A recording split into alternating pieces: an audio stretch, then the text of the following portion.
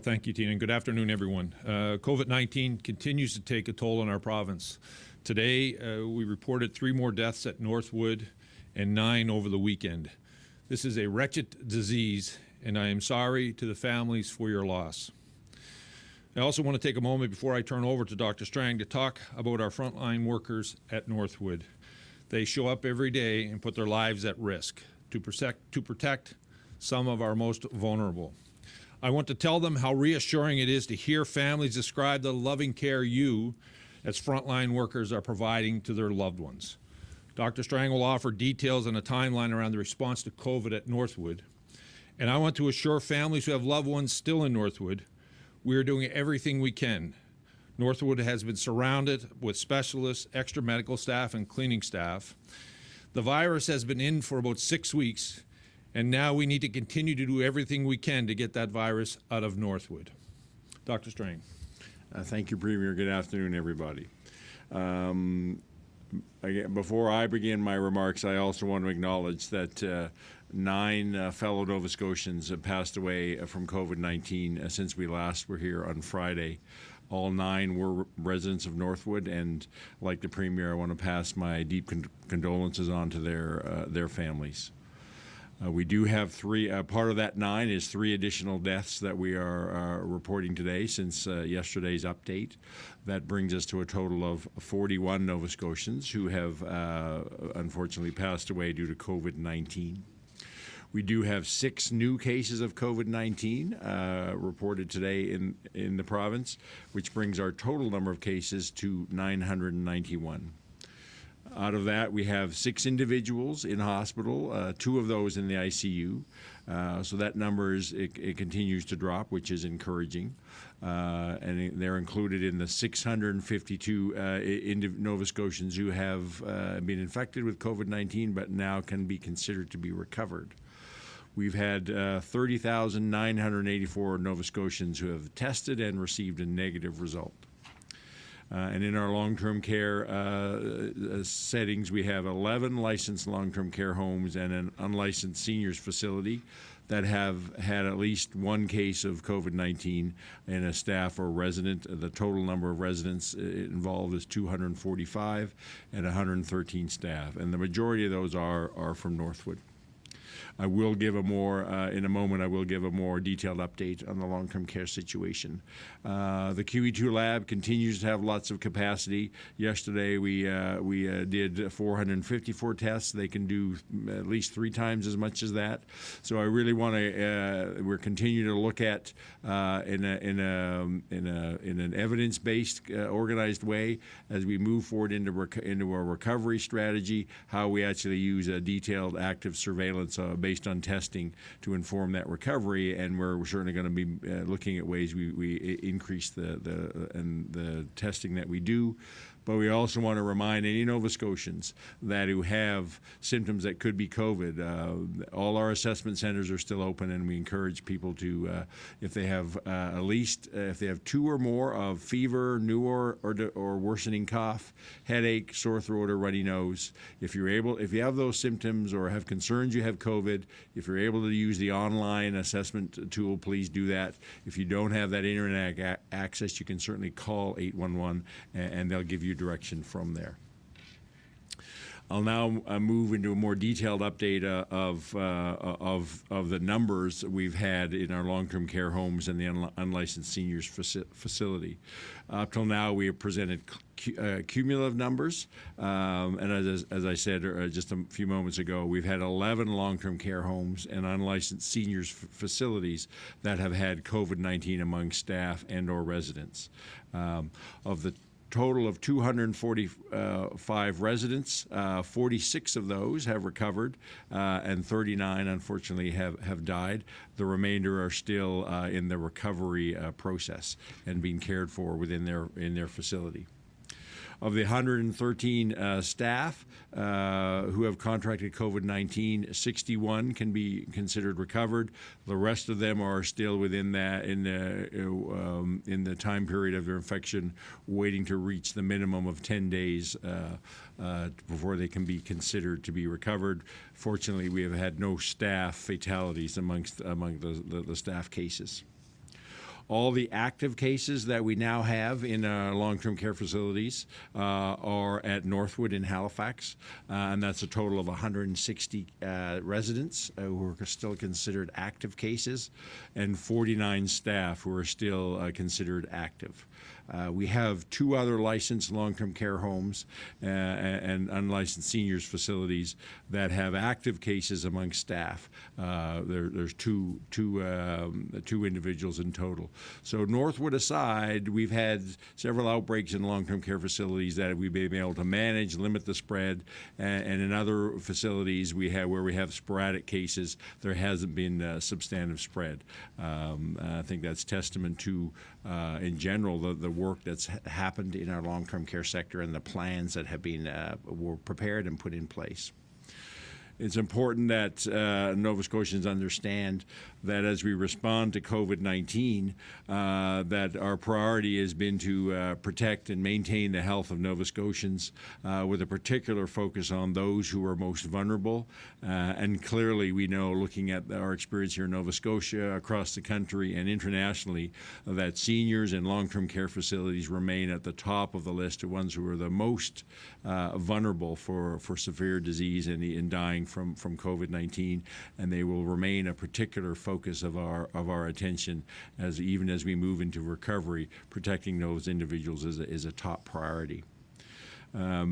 We do know that we've only had the one long-term care facility, Northwood, that has had a significant outbreak, as I mentioned, and I'll speak to Northwood in more detail in a minute. And again, that's reflected that the protocols, the planning that were put in place have been successful in limiting outbreaks in the smaller type facilities that we have around the province. We know that we're among the first of the provinces that restricted access from visitors to long-term care facilities back in March the 15th. On April 6th, we actually put together a comprehensive set of directives to long-term care facilities based on the prevention steps as well as managing outbreaks. Though the majority of those steps were already in place and were built on existing protocols in place for influenza, but we went a step further, and rather than as guidance, we actually made them directives and then supported long-term care facilities in the necessary and needed implementation of those directives. But ahead of those directives, we know that many of the facilities had already been proactive on their own.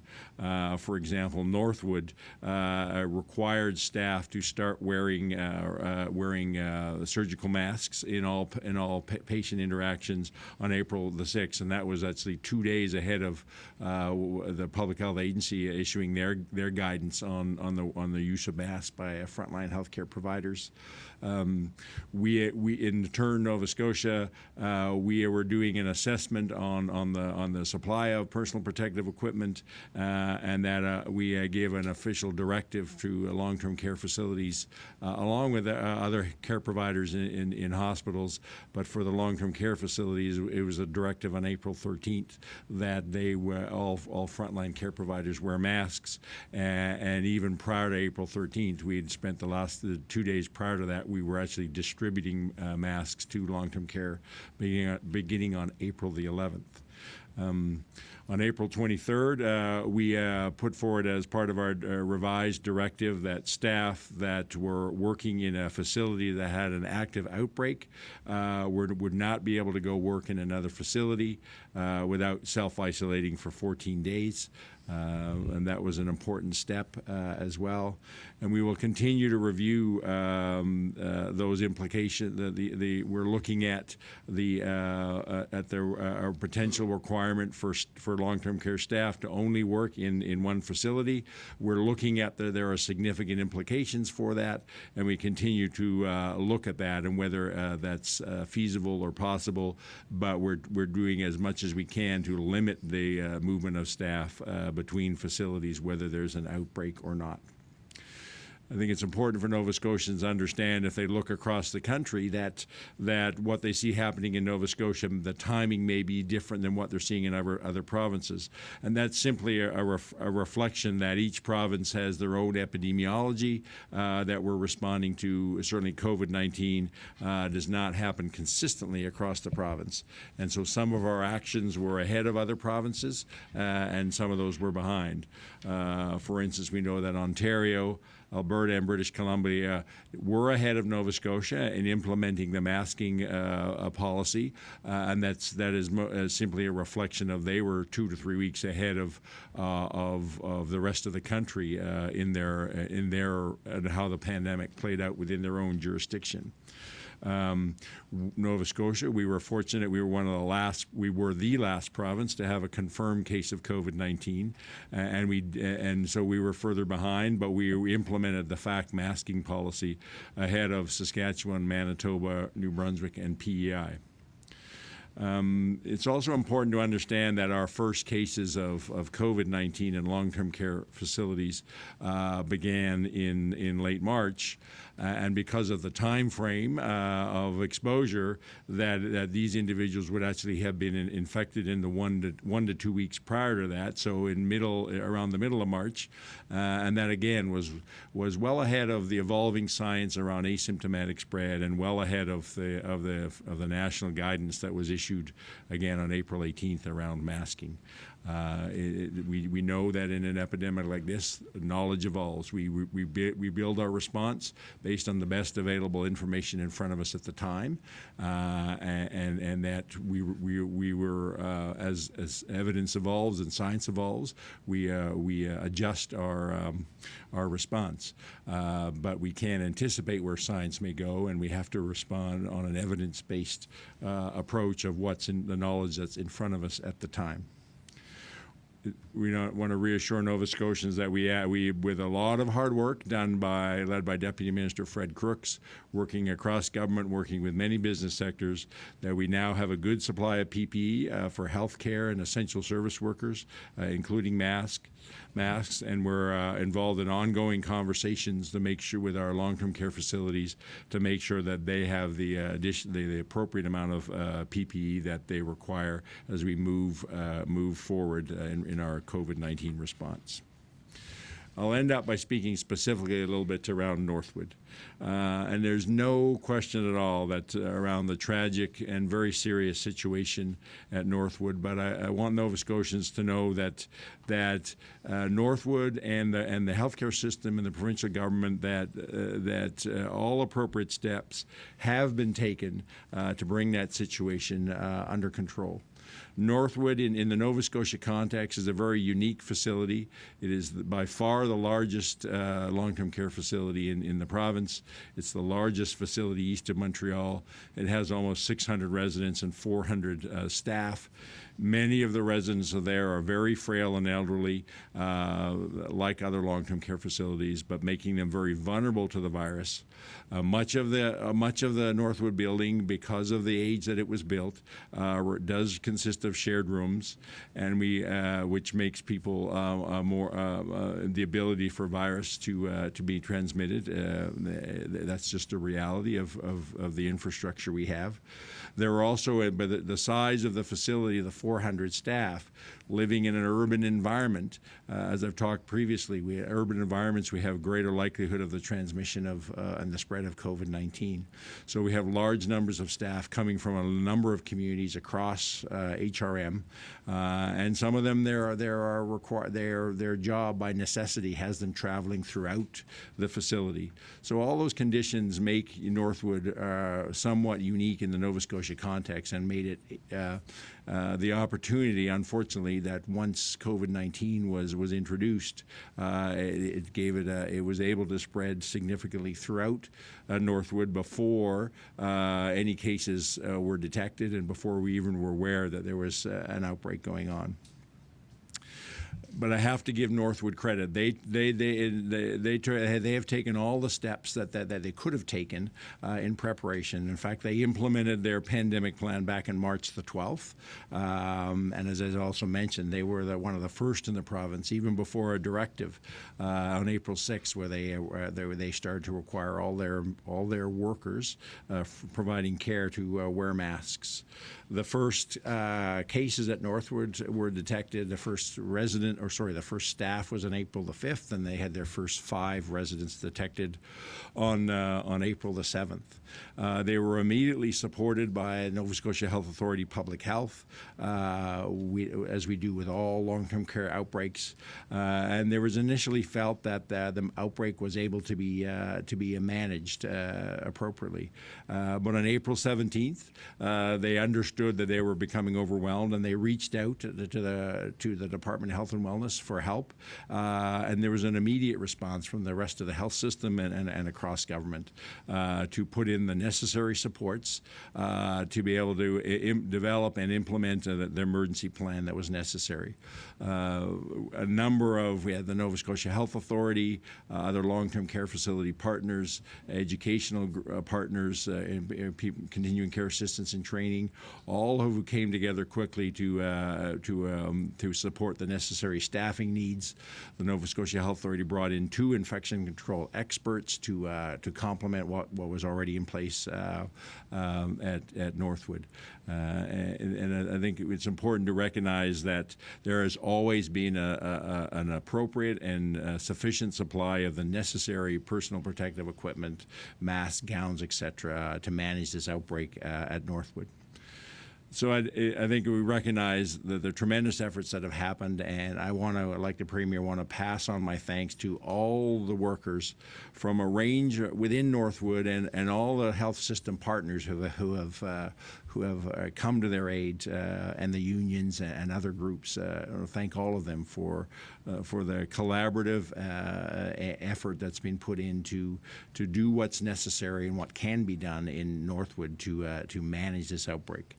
The appropriate protocols were being followed, continue to be followed, and we'll continue to support Northwood as necessary. We are still doing some testing in that facility. The number of cases are decreasing as we'd expected, but we will see some more cases coming over time. It's simply a fact that it takes time for some individuals from the time they were exposed. And one of the things we're learning about this virus in many of the residents, if they initially test negative, that we already know that they've actually been infected, and we can expect that they will in the days to come test positive. Northwood has been taking the appropriate steps that as best they can within their facility to isolate positives from negatives.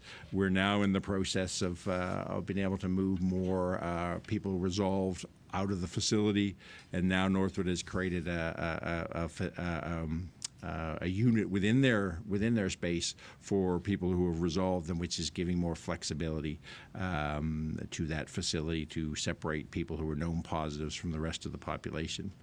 But it's unfortunate because of what we now know about asymptomatic spread, which wasn't as well recognized and understood even a month ago or 6 weeks ago, that the virus had gained a foothold in that facility, and that what was the preparedness steps that were taken was necessary and appropriate, and we've been able to do what can be done to minimize the impact of the virus in a facility, given the unique circumstances of Northwood.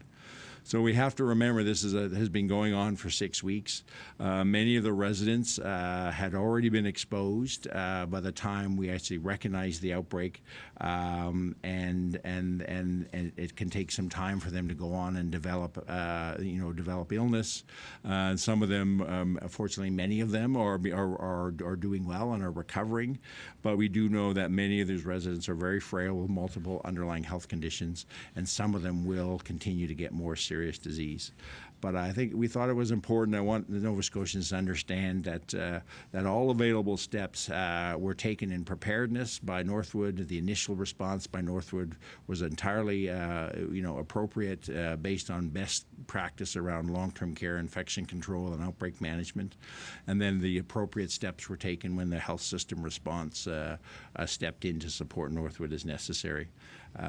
It's tragic. It breaks my heart when I see the numbers every day, but and I really feel for families and individuals. But I want Nova Scotians to understand that the healthcare system has and will continue to take this circumstance very seriously and do what's necessary and what can be done to support Northwood.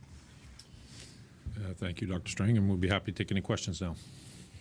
Again, just a reminder, we'll take one question, one follow-up from reporters on the phone in the allotted time that we have. We'll start with Natasha Pace from CTV. Go ahead, Natasha. Thank you. Dr. Strang, I think, like a lot of people, I'm a little confused. You said that proper protocols were followed at Northwood.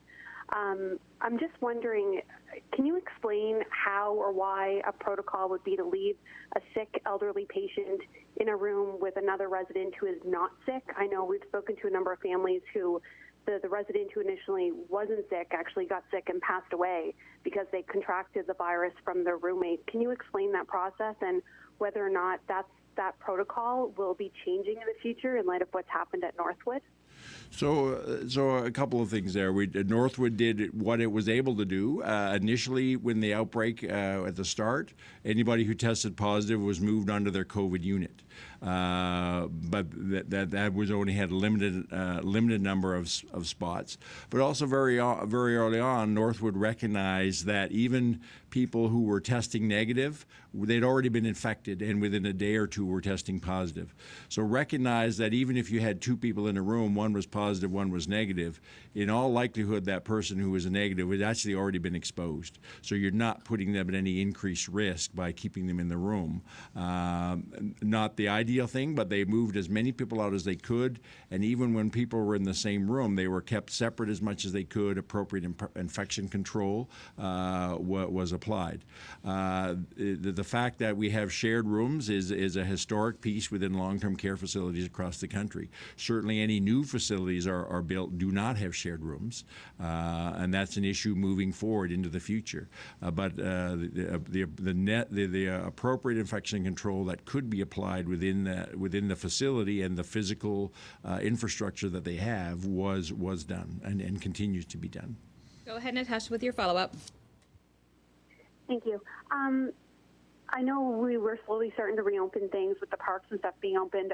Alberta now has an app where public health officials can kind of track people who may have come in contact with someone who has tested positive for COVID-19. Is Nova Scotia looking at doing that? Can you explain why or why not?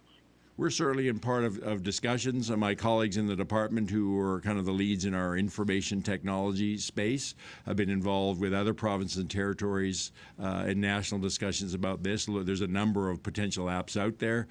Certainly aware of what's happened in Alberta. Alberta has had a number of hiccups in the last few days around that app. So we're involved in those conversations. No decisions have been made. We're still working to do the assessment of what would be the value add of these types of apps, what would be the appropriate application here in Nova Scotia. Next, we'll go to Keith Doucette from the Canadian Press. Go ahead, Keith.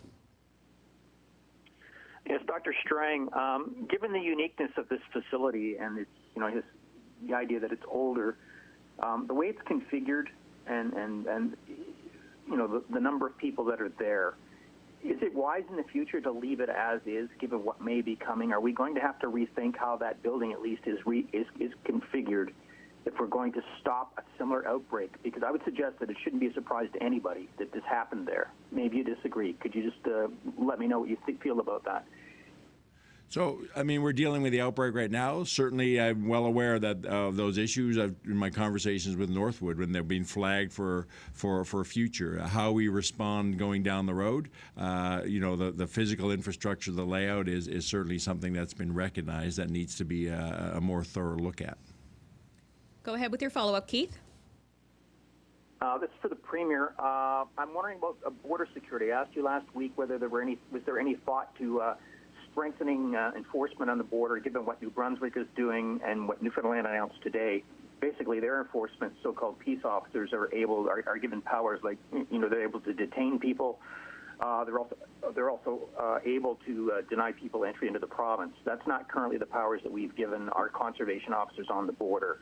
Again, is there any thought to changing that situation, or are we going to remain the same? We haven't given any thought to change that. We haven't seen the rationale for it, to be honest with you. The protocols at the border have been working. Some people have gone home. We see Central Service lineup is working well. And then those Nova Scotians that are coming in have to self-isolate for 14 days. People have been adhering to that since we started that. So we haven't seen any reason to increase the powers of people at our respective entry points into our province. Next, we'll go to Shayna Luck from CBC. Go ahead, Shayna. Hello. My questions are for Dr. Strang. First, Dr. Strang, wondering about community transmission, what we're seeing and how you would define it. I'm wondering, for example, community transmission, would that include transmission between residents and staff within Northwood? How does that count? So I guess my question, how much community transmission are we seeing, and how would you define that? So we define community transmission is exactly what, people where there's an exposure that we can explain. So it's not within a household. So initially, many of our cases where people were isolated, their contacts were identified, and they're in the same household group. And if one of the contacts becomes positive, we know exactly how to explain that exposure. That's not community transmission. Long-term care facilities, again, if we can explain the exposure within a facility, that's not community transmission. Community transmission is when we see cases that either we can't explain how they got exposed, so they must have been exposed somewhere, or we know that their only exposure would have been in a community setting amongst other people. When we pull out households and pull out long-term care, what we're left with is really community transmission. And what we have seen in the last couple of weeks is we've had low levels of community transmission. So today we're reporting 6 cases. 4 of those are community transmission in various parts of HRM. So we're not seeing the significant numbers that we have 3 or 4 weeks ago when we had a much greater concerns, and we're seeing greater clusters of community transmission. But we still are seeing these cases that would certainly show that we're having some level of community transmission, and that's why we need to continue to enhance testing. Anybody with symptoms, we absolutely need to test them to see if they have COVID or not. And we are looking at when it's necessary, as we've done previously, bringing in enhanced testing capacity in some of the communities. If we see further indication of ongoing community within a local geographic area, we will certainly do as we've done previously, bring in enhanced testing centers in that to facilitate more aggressive testing at a local level if necessary. Go ahead, Shayna, with your follow-up. Thank you. Again, for Dr. Strang, in your opening remarks, Dr. Strang, you seem to suggest that there really wasn't a way to prevent these deaths at Northwood. But we know that Northwood has, a workforce where some people do have to hold down multiple jobs. There are double rooms, of course, in Northwood. Respectfully, are you saying that 35 residents died and there was nothing more we could have done? No, I'm saying that all the necessary steps that the tools we have available to us. So we work with long-term care facilities every year around influenza outbreak. It's a respiratory virus. So that was a starting point where we actually, from the very early in January, February, we were working with our long-term care facility partners to make sure that they were aware and were fully able to operationalize their respiratory disease outbreak plans, and then we've turned those plans, made them more COVID specific, made them more directive. We've required now the use of masks. So it's not that we were saying nothing could have been done, but I'm saying the appropriate things that could be done to minimize the introduction and to deal with an outbreak if it happened have been in place and continue to be in place. place. One of the first things we did, as I said, we were among the first provinces to actually restrict visitors. As challenging that may be, separating individuals who are residents from their families, we knew that was necessary to minimize the chance of virus being introduced into a facility. We also stopped residents coming out of the facility doing on community visits. Again, that puts a lot of burden on the residents, but we knew very early on that we had to minimize the chance of virus getting introduced into a facility. And that remains true because once it's there, it becomes harder to manage, and because some of the unique circumstances around Northwood about the way it was introduced and then some of the ongoing challenges with Northwood, it's made it very difficult to control that. And the virus before it basically had been spread throughout the facility before we even recognized that there was an outbreak going on. But I don't want people to think that nothing was being done. We were doing everything that was entirely possible to prevent and then respond to the outbreak. Next, we'll go to Ashley Field from Global. Go ahead, Ashley. Yes, hi. This question would be for Dr. Strang. So you said that masks were made mandatory for long-term care facility workers on April 13th here in Nova Scotia. We know that other provinces like BC, they made that mandatory back on March 25th. I'm just wondering why it took so long to make that mandatory here in the province, given we knew that COVID-19 would eventually reach our province. So they made that choice because they were in the middle of some outbreaks. Certainly the science that supported that wasn't necessarily very strong at the time, but they went ahead and made that choice. I was involved in a lot of discussions in the last couple of weeks of March into the first week in April around what was the evolving science around asymptomatic spread. And it wasn't until that April 8th date that the Public Health Agency of Canada felt that the science was strong enough, and we actually came out with a statement to that effect. And we then implemented a masking policy within several days of that FAC guidance.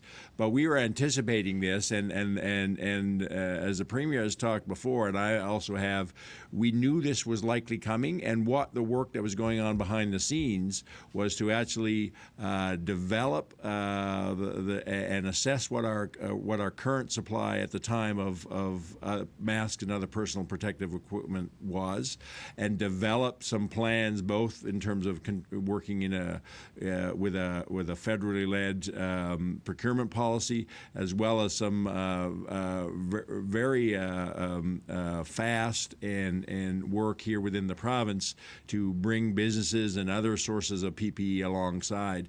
So that work had to happen before we could actually come out with a policy. There's no point in having a directive if you don't actually have the supply. So we were doing a lot of that work before the federal guidance in anticipation of that coming, but we also had to let the science come to a certain point. And we were ahead of a number of other provinces but at the time that we implemented that masking policy. Ashley, do you have a follow-up? Yeah, so I guess I just want to confirm that it was a supply issue, and also if this would have been implemented earlier, do you believe that it could have saved lives? No, it wasn't just, as I said, it was both understanding the science, waiting to get some further clarity on the science and what was the effectiveness of masks, as well as we were anticipating what an answer might be, and we were in anticipation of that developing the appropriate supply. So it was a combination of ensuring we had the right supply, plus following carefully the science as the science evolved. Next, we'll go to Olivier Lefebvre, Radio-Canada. Merci beaucoup, Tina. My question is for the Premier. The NSGU is calling for a public inquiry into what happened at Northwood once the pandemic is over, saying it's the best way to learn out of this. Will you support that? We're working very hard with Northwood, with unions across the province to ensure that we deal with COVID-19 in our province, and we'll continue to focus on that. Go ahead, Olivier, with your follow-up. Yeah, again, for the Premier, last week there's a coalition consisting of university professors and unions asked in an open letter for a few things, mainly for increased financial support from the federal and provincial governments and no staff cuts, lower tuition, and increased financial aid for students because they fear that the pandemic may have bad repercussions on higher education institutions. Is it something that you plan on doing? I'm extremely proud of our universities in our province and our community college who have, over the last 6 years, helped us transform our economy, invite new Nova Scotians, new Canadians, help us continue to increase our population, drive innovation. And I want to thank the administration and those that work at those universities for their collaboration, and I will let the administration manage and run their universities. Next, we'll go to Frank Campbell from the Chronicle Herald. Go ahead, Frank. Good afternoon, Premier McNeil, Dr. Strang. This question is for the Premier. The mother of your cabinet colleague, Tony Ince, recently passed away at Northwood. First, do you have a comment about Thelma Coward Ince, a role model and pioneer? And what more can you say to Mr. Ince and the loved ones of the 34 others who died at Northwood from COVID-19? I spoke to Tony the day that happened. The minister was very proud of his mother. I had the good fortune of knowing her through many, both professionally when in events as that, but socially, I adored her. She was such a I watched her glow with pride in her son, and I know how much Tony admired the strength of his mother. She grew up at a time when discrimination was rampant, and she continued to find her way to set many markers for herself, for women in this province, and quite frankly for all of us. And her character kept her in good stead, and her great sense of humor. In the latter part of her life, she spent time in long-term care, and with the many health issues that she faced, she continued to keep the love of her family around her. She continued to provide support to them with her sharp wit. And I passed on my condolences to Tony. I passed on my love to him. We've been together for a long time and good friends. And I know what it means to lose a parent, and he knew that all of our colleagues were with him, and we continue to be that. And it's my hope that all of those families who have lost a loved one through COVID or the tragedies that have taken place in our province feel the love from all of us. These have been difficult times, and losing someone from your family for any reason is difficult. So I want them all to know that we as a province are mourning with them. Go ahead with your follow-up, Frank. No, I do not have a follow-up. Thank you. Great. Thanks, Frank. Next, we'll go to Katie Hartite from News 95.7. Thank you. If the province does ask for a review of how it managed the coronavirus pandemic, will that be set up so the public can watch the proceedings? We're walking through dealing with this issue now. We've been sitting here for almost daily, providing updates, providing information. Northwood's provided information. We really are focused on ensuring that we continue to chase this virus down all across the province, particularly in Northwood. And I want to thank those many unions who've actually provided support and have been focused on solutions. And that's what we're continuing to focus on. And we will continue to put all of our energy and our effort in ensuring that we continue to work with the hardworking frontline people at Northwood, those that have come in to support them, to ensure that we provide the best care possible for those residents. Go ahead with your follow-up, Katie. Earlier today, I spoke with the president of the Nova Scotia Federation of Agriculture, and he said next to healthcare, farming should be a priority for all levels of government because it is an issue that impacts everyone. Today's announcement from Trudeau was really a drop in the bucket when compared to all that farmers need help with. Is there any talk right now in provincial government about more support for our food producers and processors? So we've continued to provide support. Minister Caldwell has been constantly working not only with the agricultural sector, but with the fishing community. Continue to provide support, ensuring that temporary foreign workers have come in, providing support around the farm loan boards, fishery loan board, and deferrals.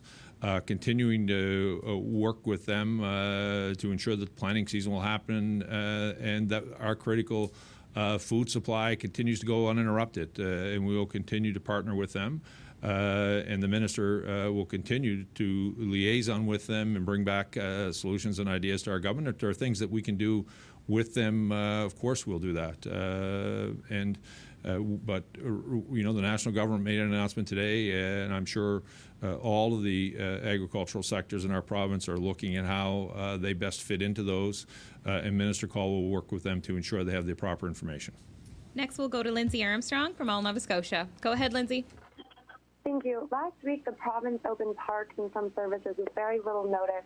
Can you say at what stage the province's plan is at, when it will be made public, and given that businesses need time to rehire staff and arrange PPE, will they be given notice so they can prepare? So we announced, and I think it was pretty clear that we were focused on people's mental health last week. I've said to you, to all of you, this has been a tough couple of weeks in our province, not just COVID, and we were concerned. And I was pleased to see the activity this weekend. Part of what we also announced on Friday was that Dr. Strang is working with the associations that represent many of the businesses you're referring to put protocols in place. At the same time, we announced on Friday that Minister Delory and the Deputy Minister will be working with Nova Scotia Health Authority, the IWK, to look at how can we start opening up our healthcare system to do day surgeries or short stay surgeries, and we will give them ample notice. But I think it's critically important, as we're seeing across the country, that we engage the associations that represent these businesses, because some of the openings have not gone as smoothly as people would have liked. Go ahead, Lindsay, with your follow-up. Yeah. Can you tell us who exactly is working on the reopening plan? Are there specific deputy ministers involved, outside consultants, anyone from the private sector? Who exactly is advising the government on how to do this properly? And once again, when can we expect this? First of all, as I just said in my first answer, Dr. Strang is working with the outside associations, starting conversations with them over the weekend and today to talk about what public health protocols look like.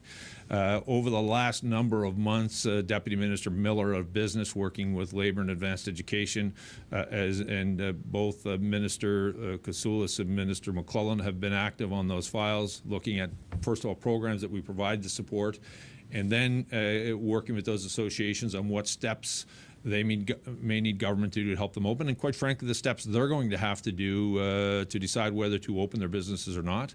And that will have to be where we follow the advice of public health protocol, and that's why we're engaging them now. I am pleased to tell you that there's been a lot of work already, a lot of recommendations, a lot of proposals from active associations. Restaurant Association, for example, provided a pretty detailed map on how they see what reopening looks like to them. We have seen the Retail Association provide us with protocols around to be able to follow public health protocols as they remained open. So there's been a lot of work with them. We'll continue to engage them, and that is a file that I'll be actively involved in. It is one that, as we start to look at opening up this economy, we'll take all of the advice from within side of government, but we are certainly reaching out beyond government and looking for ideas and support on how we can safely reopen the economy to ensure that when we do open it, that we don't have another relapse and have to tighten up controls again. Next, we'll go to Daryl Cole from the Amherst News. Go ahead, Daryl. Hello, Mr. Premier. Question I have is regarding the economy, and I know Cumberland County's economy is really tied closely to that of New Brunswick. When the economy does open, will there be any coordination with Premier Hakes in reopening the border between the two provinces? That will be ongoing when we do that. That probably won't line up with when we start opening up our economy. As you probably heard, the Premier today is talking about tightening up controls on both the Nova Scotia and Quebec border for them. But we will continue to be engaged with New Brunswick and our sister provinces across the country when the economies of our province opens up. But I don't. At this point, I don't believe that border will be opened up as at the same time our economy opens up. Bearing in mind, the commercial activity right now is coming across our borders. We've allowed trucking, bringing goods and services in. So what you're referring to really is the shopping opportunity that each New Brunswicker into Nova Scotia or vice versa, or some of the workers that have already been able to cross back and forth. That will continue. Go ahead, Daryl, with your follow-up. You might have already answered this question, Mr. Premier, but when do you expect the economy of Nova Scotia to begin reopening? So we started this weekend looking at, as I said, opening up parks and issues. We're starting conversations with associations that represent small businesses. There has been ongoing work with inside of government through different committees with the Chamber. I know through the Department of Business. I've been actively involved on with some of the organizations. But it will all determine. Public health will determine that. Our epidemiology will determine when we go forward. What we've said and the work we're doing right now is reviewing some of the plans that these associations have brought in, having them reviewed by public health so they can tell them whether or not they will pass, or here's other things you have to do to meet the public health protocol. Just like this past weekend, we said to our parks, start getting ready, go in and do the work, let your employees go in and do the work. We said the same thing about golf courses, get out on your golf courses, prepare the golf course for operation. The conversations that we're doing with these associations will be just that. Here's the public health protocols you have to follow. Start preparing your business to be ready when public health deems it's possible for us to open up the economy. Next, we'll go to Evan Taylor from CKBW Radio. Go ahead, Evan. My question is for the Premier. I was wondering, this is the first time we've had a chance to ask you questions since Friday and the weekend, which had a very nice Sunday on it. I was wondering if you could comment on the observations or what you heard about how Nova Scotians handled the easing of restrictions. So I heard lots of positive comments. If I can tell you, the visuals were probably most important for me, which was the smiles on faces. Where I saw there were family units that were out in parks, so there were people out walking. I heard some media reports this morning where people talked about their mental health and how much that improved, and that was ultimately our goal, was to provide Nova Scotians with this opportunity, and they accepted the challenge, and it quite frankly made me feel good, and I'm sure it made Dr. Strang feel good. It's been now 7 to 8 weeks we've been here tightening down protocols, and to be able to see Nova Scotians out moving around our province was a positive thing, and I was beyond happy considering the amount of sadness this province has seen. Go ahead with your follow-up, Evan. My follow-up is for Dr. Strang. I saw Northwood was hiring immediately for various positions, and I was wondering, are there certain challenges and precautions that need to be taken when bringing in new staff to a facility going through a situation like Northwood is? So I'm sure they'll have the appropriate training and orientation necessary for people, so they can actually come to start working in a manner that protects their health. So they're well versed in whatever the necessary personal protective equipment they need for whatever their job is, as well as the appropriate infection control steps. So that for anybody working in a long-term care facility needs to adhere to minimize the transmission of a range of diseases, and then some things that may be specific for COVID. So I have full confidence that all that necessary training will be in place. They've already done some of that as they brought in staff from other facilities, making sure they're oriented to Northwood, and that would continue for any new staff they'd be looking to hire. That's all the time we have for questions today. Go ahead, Premier. Thank you, Tina. As I said in my previous question, how happy I was to see so many Nova Scotians out enjoying the outdoors, walking our trails or hiking in our parks, fishing. I've seen some great photos of fish caught in our province over the weekend. We're driving golf balls, and you gardened. By all accounts, you kept your distance. And I and Dr. Strang both want to thank you for that. As the weeks continue, Dr. Strang and I will be talking about what's next. He is in discussions with various associations that represent small business to help them prepare for the protocols that will have to be followed when the time to open our economy up is here. But we are not there yet. We need to be safe and we need to be sure that we are protecting Nova Scotians. But I like the path we are on, but we need to continue to follow the public health protocols of washing our hands and keeping our distance. And so as we make decisions on opening our province slowly and surely, you have proven to us and to each of you that we can do this together. I've always believed in you, but after this weekend, I believe in you even more, and I know that we can find our way out of this together.